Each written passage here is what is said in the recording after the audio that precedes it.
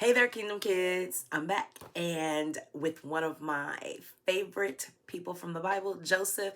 And guess who else is back? His brothers. Remember the brothers we read about that sold him into slavery? Yeah, they're back. So, this story, excuse me, is called The Brothers Come to Egypt. The famine was bad in Canaan, too. And Jacob and his sons didn't have enough to eat. Jacob sent, let's stop right there. So remember the famine. Remember Pharaoh had a dream and Joseph, with God's help, interpreted that dream for Pharaoh, and Joseph became second in command and all of that. Well, the famine was not only in Egypt, it was also in Canaan. So let me start that one more time. Here we go. The famine was bad in Canaan too, and Jacob and his sons didn't have enough to eat. Jacob sent Joseph's brothers to Egypt to buy grain. Only the youngest brother, Benjamin, stayed behind. The brothers were brought before Joseph. With his golden chain and fine clothes, they did not recognize him, and they bowed down before him. Joseph couldn't help but remember his dreams from so long ago. Let's stop here. I think, if I'm not mistaken, Miss Karen read those stories about Joseph's dream and how it was said that that the stars would bow before him and everything. Yeah, if you remember those stories, this is what Joseph is remembering now as his brothers bow before him.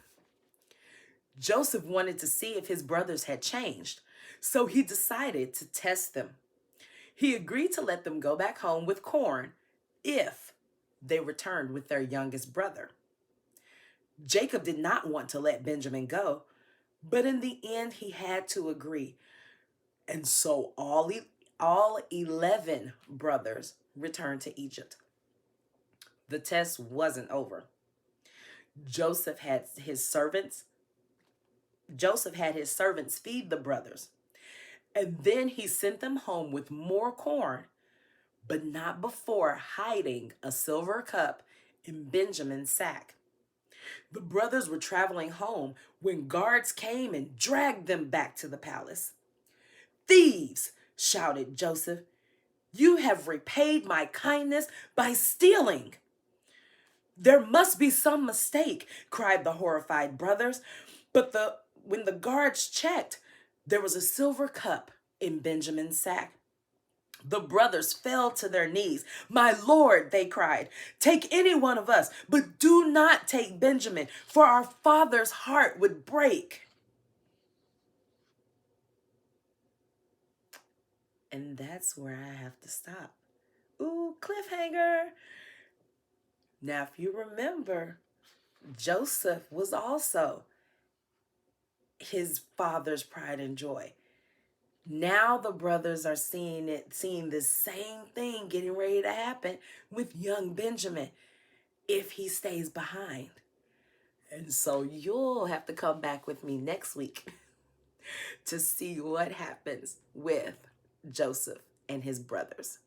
So again, I hope you're ready for bed. Have a great sleep, sweet dreams, and I will see you next week. Bye.